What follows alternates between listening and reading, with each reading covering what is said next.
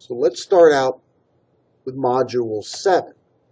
Module 7 has 5 parts: creating templates and clones, modifying virtual machines, migrating virtual machines, creating virtual machine snapshots, and creating a VApp, and removing a virtual machine. Understanding virtual machine files. The virtual hard disk is a file. And if you understand what it means to copy or move a file, then you will understand the simplicity of copying and moving VMs. When to use a template. Here's an example. You've created a virtual machine and you've installed the operating system and you've got it configured just the way you want. And what you want to do is to create identical virtual machines. And we want them to be identical, except they can't have the same computer name. So identical except computer name. So what we do is we create a template. And what that does is it makes a copy of an existing virtual machine, but it removes the variables which must be different. And if you know what sysprep is, you know that sysprep is used to remove variables which must be different, particularly the virtual machine name. After you create a virtual machine, you can then view it by browsing the Datastore. To deploy a virtual machine from a template, the deployment process includes adding or assigning a computer name, assigning an administrator password, specifying the domain membership, and probably most importantly, generating a new SID, security identifier. And then to update a template, what we do is we convert the template back to a virtual machine, then we install the updates, and then we convert the virtual machine back to a template. Cloning. Cloning makes an exact copy of a virtual machine, including the computer name and IP address. And here's the example. You plan to install new software on an existing virtual machine, but that new software may ruin the virtual machine, and you want to be able to bring the virtual machine back to its original state, and that's the purpose of a clone. It's an exact copy of a virtual machine. If you're going to bring the clone online, whatever you do, don't do it while the virtual machine, which has been cloned, is still online, because those two servers will have the same computer name and same security identifier. Modifying virtual machines. We can add virtual hardware to a virtual machine. We can add additional virtual CPUs, additional RAM, add an additional virtual hard disk, and add additional virtual network interface cards. Disk options, raw device mapping. With raw device mapping, that is where the guest operating system writes directly to the disk array, and the virtual hard disk encapsulation process is totally bypassed, and this is typically not recommended, but you only do it when you have to, such as you have applications that require direct LUN access, such as Microsoft cluster servers or Microsoft failover servers. Inflating a thin provision disk. As you know, a thin provision disk does not take up space on the physical disk until data is actually saved to the virtual disk. If you inflate that thin provision disk, then it will take up all the space on the physical disk. Virtual machine options. One virtual machine option is to sync the guest time with the time of the ESXi host, and another virtual machine option is to force BIOS setup of that virtual machine. Migrating virtual machines. If you have multiple virtual machines on an ESXi host, and that host is overloaded, what you might want to do is move those virtual machines from the busy ESXi host to a less busy ESXi host, and that's what's meant by migration. vMotion moves a running virtual machine from one ESXi host to the other. The reason that we would hide the NX/DX flag would be in the situation where the CPUs are not identical. The vMotion requirements map can show us whether or not there will be any problems with vMotion before we run vMotion. And you can see that this one here shows that there is a problem with vMotion before we even run vMotion. Storage vMotion is similar to vMotion, except with storage vMotion, you're moving the VMDK, the virtual disk file, from one data store to another data store. So migration can be moving a virtual machine from one host to the other, or it can be moving the virtual disk from one data store to the other, or it can be made up of both. VM snapshots. A virtual disk is a file, a VMDK file. And we create a snapshot, typically at certain points in our server history, after we do a clean installation, after we do a clean installation of Vcenter server, and we typically create a snapshot before we install any updates, just in case the updates really screw the system up, and we need to roll the system back to its previous state. If the system does crash due to the updates, then we can roll the system back, and this is called reverting to snapshots. To save disk space, we would probably want to delete older snapshots. A vApp is actually a group of virtual machines that work together and they power on in the correct order. Typically, we would want the web server to boot up first, then the application server, and then the database server to boot. A second example of a boot would be of a virtual application would be first we want the DHCP server to boot, then we want the DNS server to boot, then we want the Active Directory, the domain controller, to boot. And it's important that they be powered on in the correct order. When we remove a virtual machine, we can, one, remove it from inventory, or we can completely delete it from the disk. Now let's look at the Module 8 review.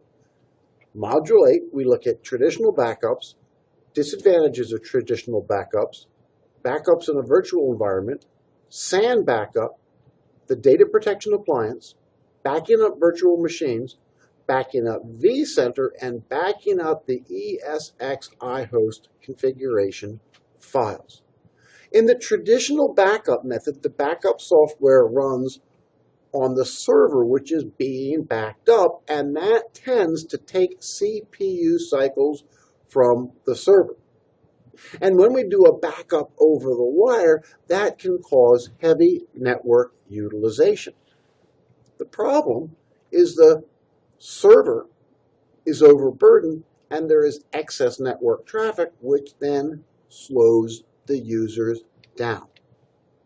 When we perform a backup in a virtualized environment, the virtual disks, as you know, are stored as files. And that simplifies the backup process because now a backup is really simply copying a virtual disk file.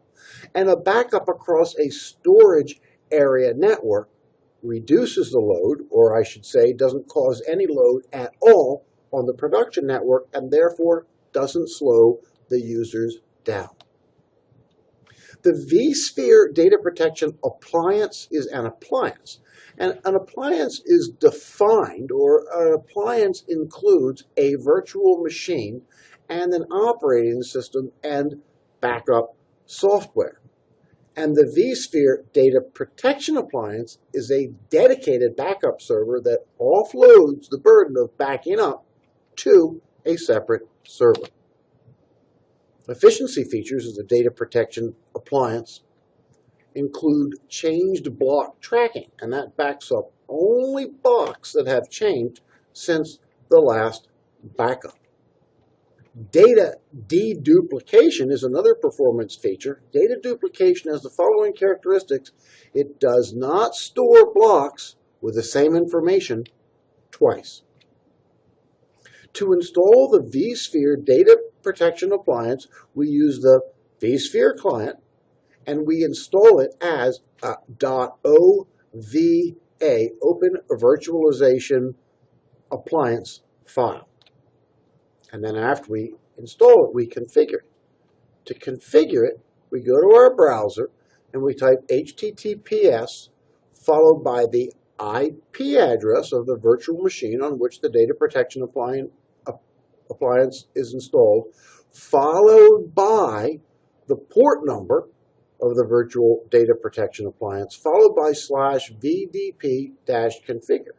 And this allows us to configure the Data Protection Appliance, to configure the time zone, probably most importantly, to configure the Vcenter credentials. To perform backups and restores, we use the Vsphere web client. It allows us to do a complete backup and a complete restore. If we only want to back up, or restore, I should say, an individual file, then what we do is we use the Vsphere Data Protection Restore client. To access the Vsphere Data Protection Restore client, we type http:// the IP address of the virtual machine on which the Data Protection Appliance is installed on, followed by the port number, which is 8580, followed by /FLR, which is file level restore, and that allows us to restore simply individual files. To back up Vcenter server, we could simply use the Vsphere Data Protection Appliance, or we could back up the Vcenter server database using backup software which is provided by the database vendor, Oracle SQL, for example. To back up the ESXi host configuration data, we go to the command line and we use the vi cfg backup command to back up or to restore the configuration files of the ESXi host. Module 9. Module 9, we got 3 lessons. Configuring ESXi host access and authentication, configuring roles and permissions, and Vshield Endpoint. When we configure Security Profile Services Startup, we can configure these services to start and stop automatically, to start and stop with a host, or to start up automatically if any ports are open, and to stop when all ports are closed. We can configure the ESXi firewall, like any other firewall, to block or to allow traffic. Enabling the lockdown mode disallows configuration of the ESXi host directly from the Vsphere client. Active Directory integration. As you know, Active Directory is a database of Windows users. And when we use Active Directory integration, the reason that we integrate ESXi into Active Directory is it allows us to assign permissions to Active Directory users and groups. Roles and permissions defines who has the power to manage the Vsphere inventory. Now, by default, the administrator's group is added to the administrator role which has full power over the entire Vcenter inventory. However, you can use permissions to assign permissions to individual users and groups. A user or a group is added to a role, such as the read-only or administrator's role, which has privileges to, and which is associated with an object, either the entire data center or simply a single virtual machine. And we looked at 4 different examples.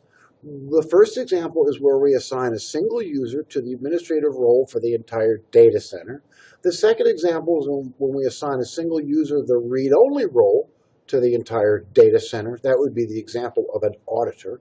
Third example is where we assign a group the administrative role to an entire data center. So that's where you want the entire engineers group to have full power over all of the Vsphere data center. The last example is where we assign a group to the administrative role, but only for a specific virtual machine. Inheritance works the same way as it does in Windows NTFS. Permissions assigned at a higher level will flow down to lower levels. Vshield Endpoint. Vshield Endpoint is a suite of technologies, and it's a foundation for a trusted cloud. It includes the Vshield Edge to secure the edge of the virtual data center. It includes VMware Vshield App, which protects applications from threats with trusted zones. VMware Vshield App with data security protects against data leaks, but the one we're going to look at is Vshield Endpoint. And what that does is it streamlines and it accelerates antivirus solutions. The Vshield Endpoint is a virtual appliance which is installed on an ESXi host, and it integrates with antivirus software vendors such as McAfee, and it downloads the antivirus software from the vendor, and then it pushes the antivirus software to the operating systems which are located on the virtual machines. Module 10. Module 10, we look at virtual CPU and memory concepts, resource controls, resource pools, monitoring resource usage, and using alarms. You can have a single core CPU, a dual core CPU, or a quad core CPU. And the term hyper-threading allows a single core processor to appear as 2 processors. So if you have a quad core processor, which is using hyper-threading, then that quad core processor appears as 8 virtual CPUs. CPU load balancing. It is the function of the hypervisor to distribute the load of virtual machines evenly across the virtual CPUs. Resource controls. The resources that we want to control or allocate are CPU and memory. And the methods of allocation include shares, reservations, and limits. Typically, the hypervisor balances the load evenly across virtual machines. If you have 3 virtual machines, then the hypervisor is going to typically balance the load evenly across virtual CPUs. However, if you have one particularly important virtual machine and you want it to have higher priority than the other virtual machines, what you can do is you can then assign shares. And the definition of a share in business means a part ownership of a business. And that's very similar to virtualization. In virtualization, a share means a part ownership or part allocation of a resource. It does not mean a shared folder as it does in Windows 7. When we assign shares, it's a relative number. So what we do is assign a higher number of shares to the more important virtual machines. So in this case, the customer app is going to have 2,000 shares. The other two apps will have 1,000 shares each, and that means the customer app is going to have 50% of all CPU resources. You can assign resources at different levels. You can allocate resources per virtual machine. You can do it if you have a large number of virtual machines. You can then use resource pools. Resource pools is when you have a large number of virtual machines and you group them all together. So here's the example. What we have is two resource pools, finance and engineering. And notice engineering has a third of all CPU resources. And then under engineering, we have a virtual machine which has 1/3 of the engineering resources. That's called the engineering test virtual machine. And thus, 1/3 of 1/3 comes out to be 1/9. A reservation. If there are many virtual machines running, the purpose of a reservation is to guarantee a minimum amount of CPU utilization to a particular virtual machine. The purpose of limitations are to prevent one virtual machine from consuming all available memory. Monitoring resource usage. We can monitor resource usage from the inside or from the outside. When we say monitoring resource utilization from the inside of the virtual machine, we mean using Windows resource monitoring utilities such as Task Manager and Performance Monitor. And when we talk about monitoring resource utilization from the outside, we are talking about using the Vsphere Client performance monitoring tools. The Vsphere Client performance monitoring tools can measure how hard the CPU is working, how much free RAM we have, how hard the hard disk is working, and how much network bandwidth we are using. This monitoring can be done either per ESXi host or per virtual machine. Resolving bottlenecks. The bottleneck is the thing that slows the system down. So if we see that CPU utilization is constrained on a particular virtual machine, in other words, that means that CPU utilization is like 99 or 100% on a single virtual machine. If that is so, then what you can do is simply add more virtual CPUs to that virtual machine. However, if all virtual machines are CPU constrained, well, that means the ESXi host is CPU constrained. And if the ESXi host is CPU constrained, then what we should do is either, one, move the virtual machines to a different host, or add additional CPUs to the ESXi host. And one way you can do that is by adding a blade. And as you know, a blade is a circuit board that has RAM and CPUs. ESXi host memory utilization. We have a couple variables. Granted is the total amount that we have allocated to a virtual machine.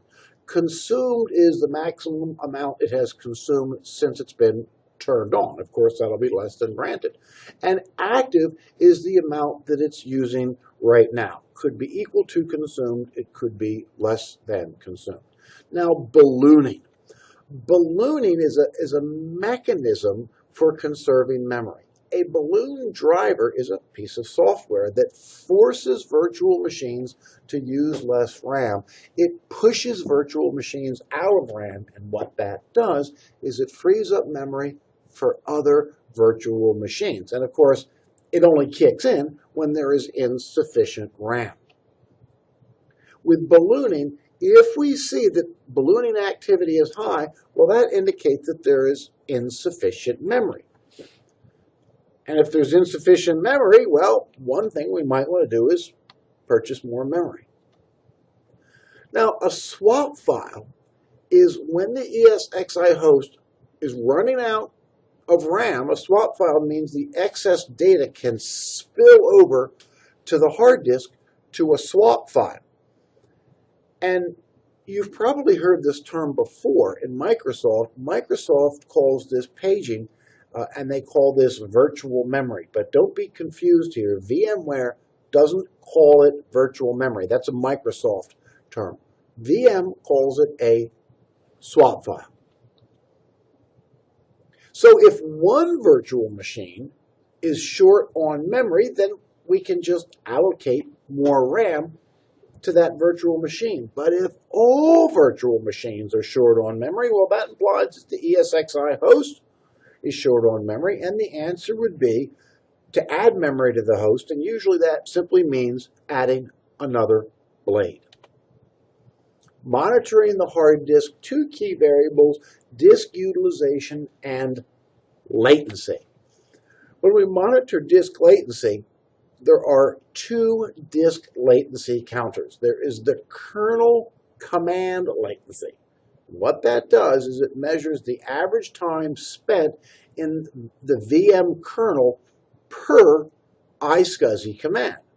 And that high numbers, and high numbers is defined as greater than 2 to 3 milliseconds, represents either an overworked disk array or an overworked ESXi host. And then the second variable is physical device command latency. And what that does is it measures the amount of time that it takes to complete a SCSI command on the physical disk. And high numbers, which are defined as 15 to 20 milliseconds, indicate that we have a slow or overworked disk array. And if we see that the disks are overloaded, then there are a couple things we can do. One, we can move the VMDK files to a different data store, or we can implement disk striping on the disk array. And as you know, with disk striping, and that's where the operating system writes to two hard disks simultaneously. We could get faster hard disks, upgrade from PATA to SATA, or SATA to SAS. Or we could implement NIC teaming on the storage array. And the fifth thing we could do would be to upgrade the SAN technology from iSCSI to fiber channel. Network activity. The Vsphere Client can be used to measure network activity. And if network activity is excessively high, then there are a couple things we can do. Well, the first thing we should do is verify that VM Tools is installed on each virtual machine.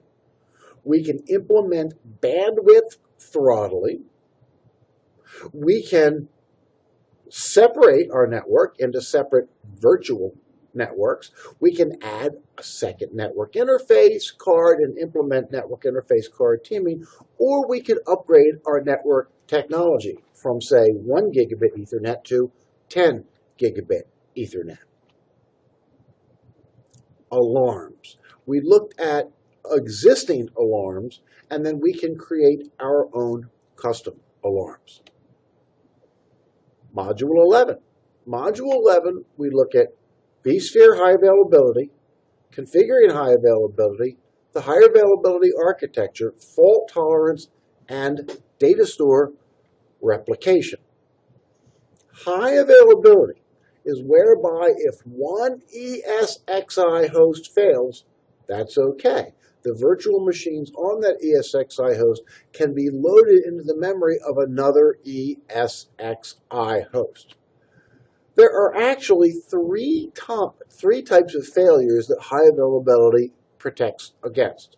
The failure of an entire ESXi host, the failure of a guest operating system, or even the failure of an individual application.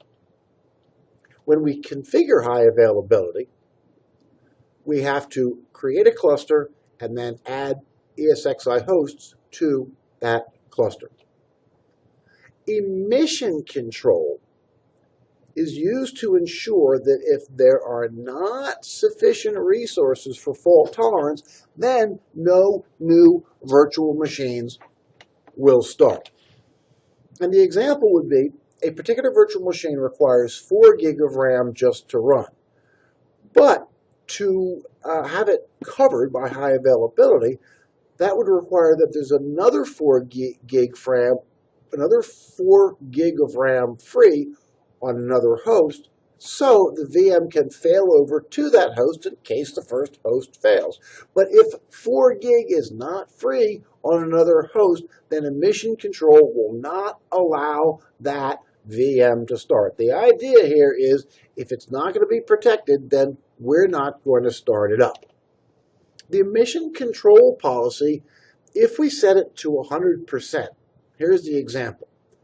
If you have 3 hosts, and 2 of the 3 hosts are operating, then the 3rd host must be free to provide failover capacity. And the problem with that is it requires that you have a free host just lying around. And at $100,000 a host, we don't have a lot of them lying around. So what you can do is you can set the Emission Control policy to 50%.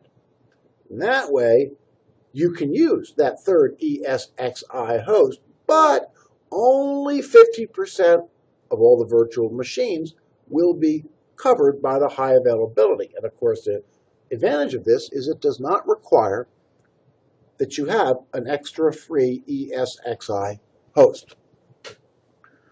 Monitoring sensitivity, DRS migration threshold answers the question when or how quickly a failover will occur. If we set the DRS migration threshold to high, that means that if one ESXi host fails, then another ESXi host will come up right quick.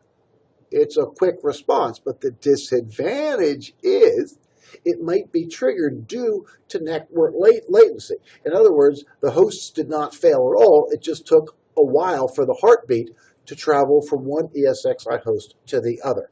If you set it to high, it will give you a quicker response to a failed host, but it's also a higher probability of giving you false positives. False positive says an ESXi host failed when it didn't. Now, if you set it too low, there's a lower chance of a false positive, but the drawback of that is that when an ESXi host does fail, it takes longer for the system to respond to that failure.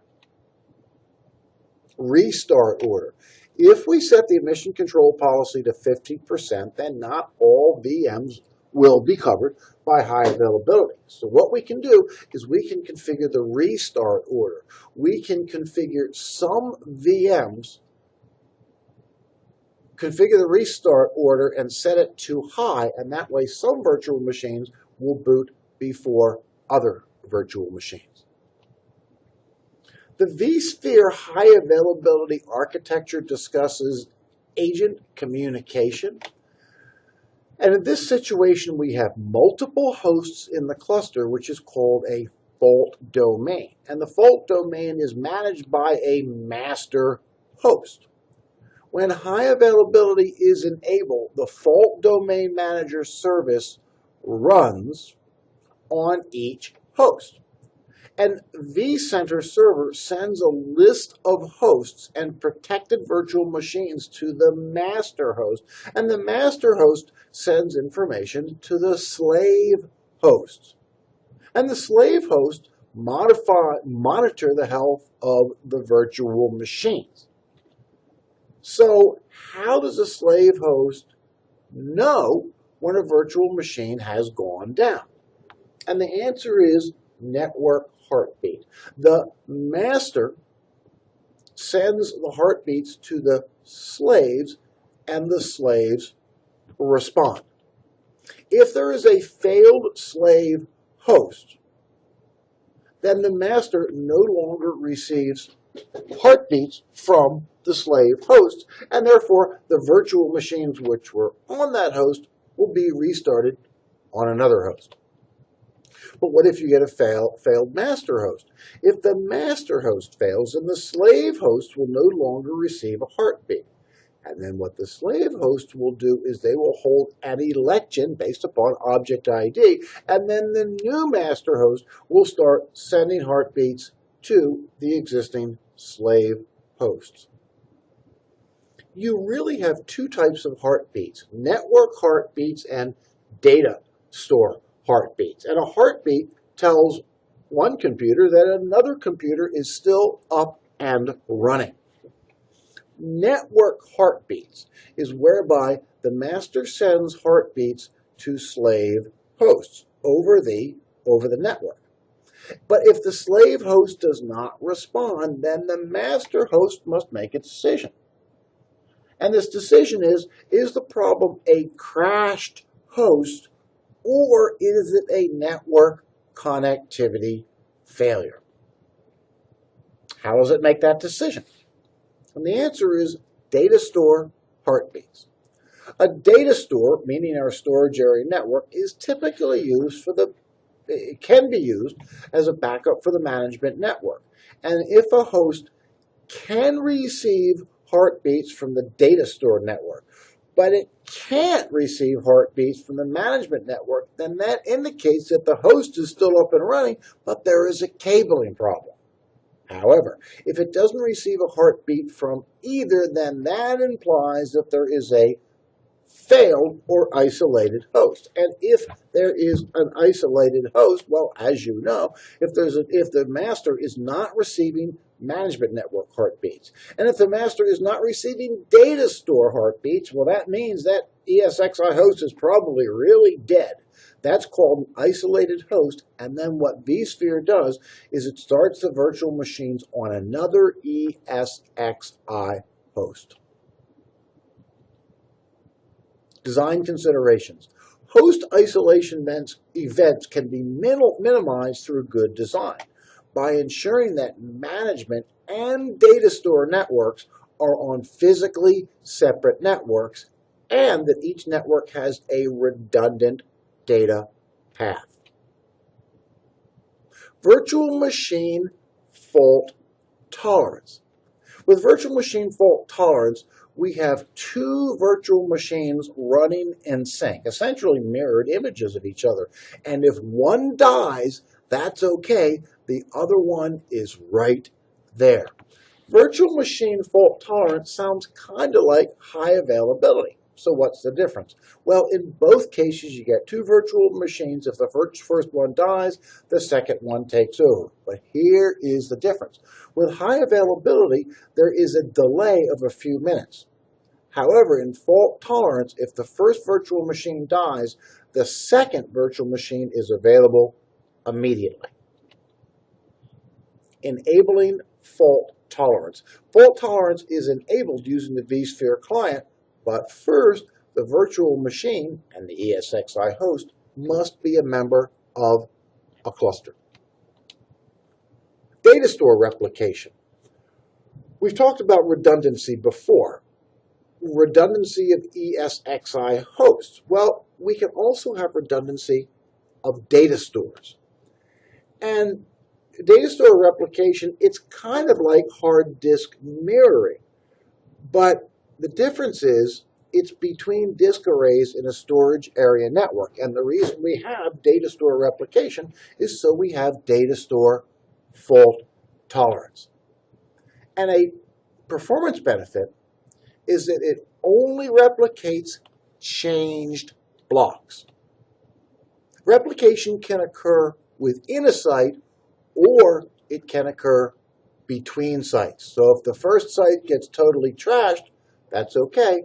We have virtual machines, replicas, running on the second data store. Module 12.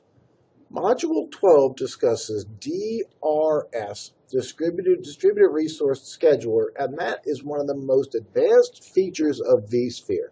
When they say that Vsphere is an agile operating system, this is what they mean, DRS.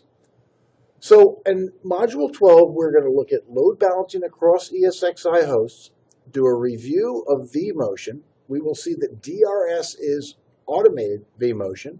We will look at configuring DRS, examining load distribution, and configuring affinity rules. A cluster is a group of ESXi hosts that work in conjunction with each other to provide load balancing and fault tolerance. And DRS performs load balancing. It allows us to use a cluster to balance the load across several hosts. DRS is really just vMotion automated. So let's do a brief review of vMotion. vMotion allows us to move a running virtual machine from one ESXi host to another. And the distributed resource scheduler really automates vMotion. What it does is it automatically puts a virtual machine on a host with the most free resources, and that performs load balancing.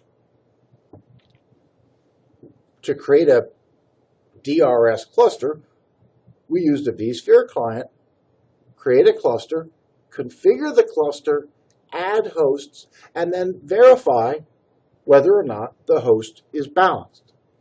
And if the host is not balanced, then we can manually configure DRS. If it's not balanced, the administrator is notified with an error message, and then the administrator manually implements DRS, and what that does is it moves virtual machines from more busy hosts to less busy hosts. That can be done manually.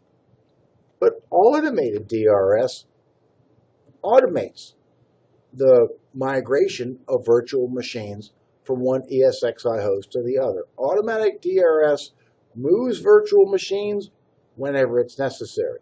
And then partially automated is when DRS puts the virtual machine on the least busy host upon boot up. Affinity rules.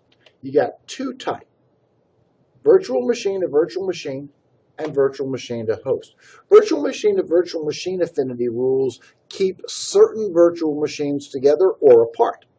And virtual machine to host affinity rules place certain virtual machines on certain hosts. Virtual machine to virtual machine affinity rules could be used when we want to keep certain virtual machines on the same host for faster communications, such as an application server and a database server.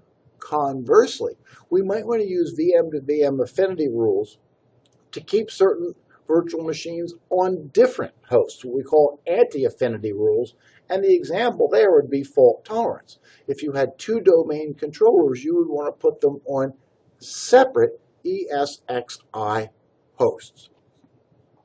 And then VM to host affinity rules is whereby we want certain virtual machines to run on certain hosts. And the example would be perhaps we want our domain controller to run on the most powerful host.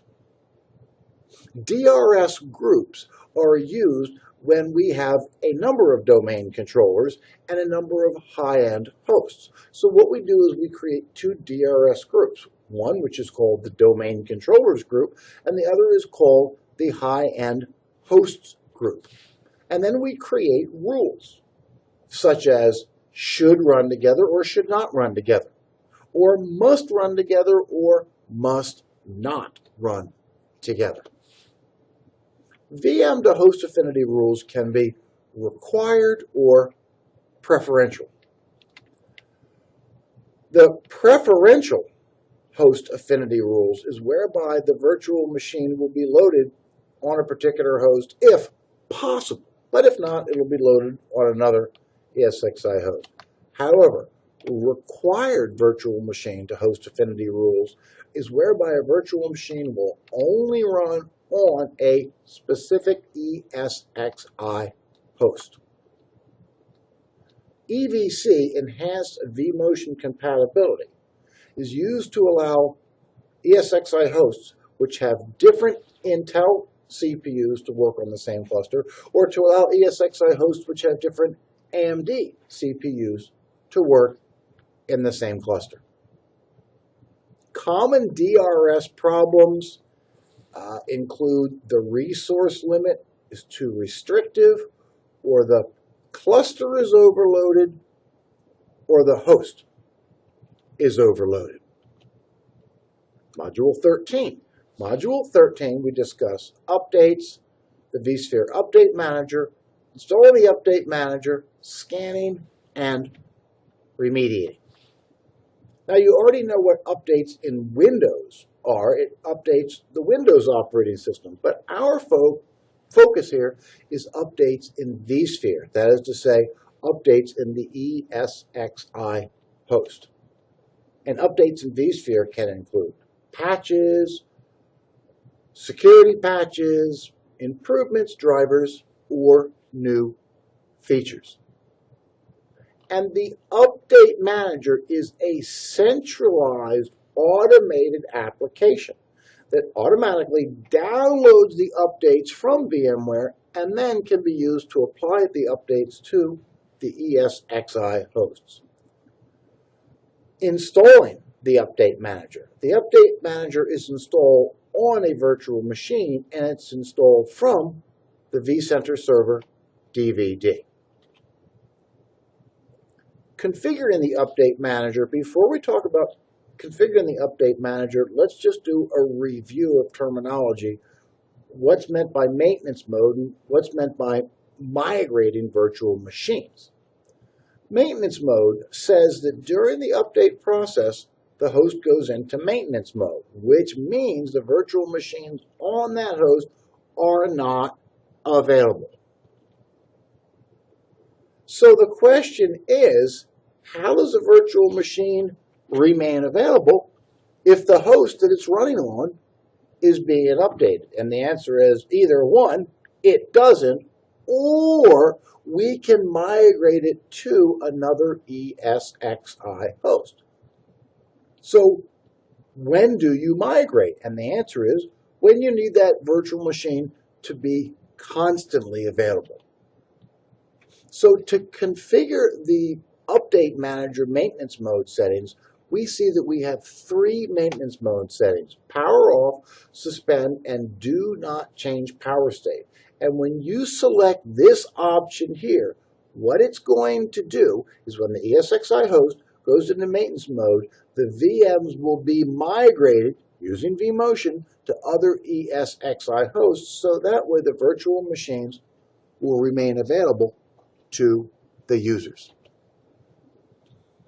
Other Update Manager settings is to temporarily disable the following three features: DPM, Distributed Power Management, such that Distributed Power Management won't shut a host down during the middle of an update just to save power. We would like to temporarily disable high availability so virtual machines are not prevented from starting up due to insufficient RAM, and we would typically temporarily disable fault tolerance, such that the fault tolerant virtual machine will not come online. Remediation means applying updates, which are also called baselines. And a baseline is just another word for a set of patches. And we apply the baseline and scan to determine which hosts are not up to date. And then what remediation means is bringing them up to date. And we can bring the hosts up to date either manually or using a scheduled task. Midnight on Sunday night, for example. Module 14. Module 14, we have three different sections, and the first two sections were really discussed in the first part of the course, but we're going to review them anyway. Install ESXi, Vsphere Client, Vcenter Server, deploying the Vcenter Server appliance, and booting from a SAN. To install the ESXi host, as you know, you just take the ESXi DVD and you boot to that DVD, and that installs ESXi on the host computer. And then to configure it, after you boot to the DVD, you assign it a password, you reboot it, and you issue it an IP address. And then after you've installed the ESXi host, then you install the Vsphere Client. The Vsphere Client is installed on the computer where you are standing. Of course, the purpose of the Vsphere Client is to allow you to manage the ESXi host. The Vsphere Client is installed from the DVD, which holds Vcenter Server. Installing Vcenter Server. Now with Vsphere Client, whereas Vsphere Client allows us to manage only one host at a time. However, if we use Vcenter Server, it allows us to manage many ESXi hosts at the same time. And it's typically installed on a Windows server. So there are two ways to go in installing the Vcenter Server on a Windows server. One way is that Vcenter can be installed on a separate physical server, and that's one way to go. But another way to go is Vsphere can be installed on a virtual machine, which is on an ESXi host. We install Vcenter Server, which is running on a Windows server, which is running in a virtual machine on an ESXi host. The Vcenter Server requirements. Vcenter Server is typically installed on a Windows server, and that Windows server must be a member of a domain. Well, if you want to have a domain, you have to have a domain controller, and of course, a domain controller requires DNS. So one of the most difficult parts of installing Vcenter Server is just getting Active Directory and DNS up and working properly. When we install Vcenter Server, we create a virtual machine on the ESXi host. We install the guest operating system, such as Windows Server. We install VM tools, and then we install Vcenter Server. And then to manage Vcenter Server, we connect to the Vcenter Server using the Vsphere Client. Then we create a data center, and we populate it with ESXi hosts.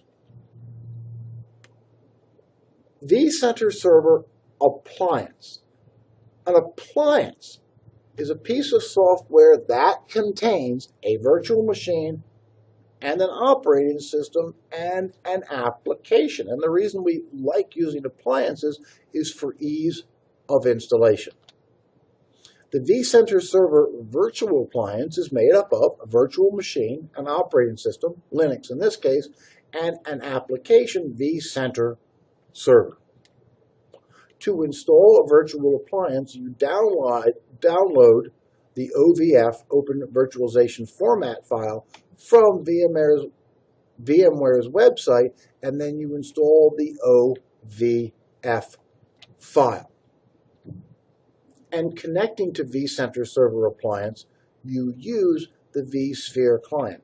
When using the Vsphere Client, you can't even tell whether you're connected to Vcenter running on a Windows server or a Linux server. Booting an ESXi host from a SAN. Now, you already know what it means to boot a computer. To boot a computer means to pull the operating system off the hard disk and load it into RAM. And you already know what Pixie Boot means. Pre-boot execution means the workstation might not have a hard disk on it, and it can pull the operating system off a remote computer. That's called a Pixie Boot. And of course, you know what it means to boot an ESXi host.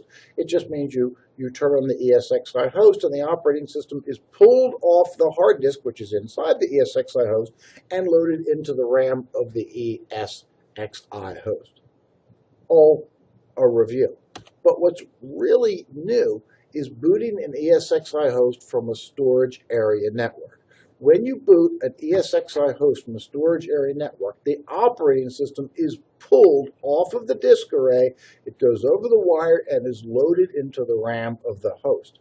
And they really don't call it a Pixie Boot, but really, that's what it is. When we boot an ESXi host from a storage area network, the hypervisor is stored on the disk array, and the hypervisor is stored on a separate LUN, logical unit number, that is to say, separate from the VMFS data store.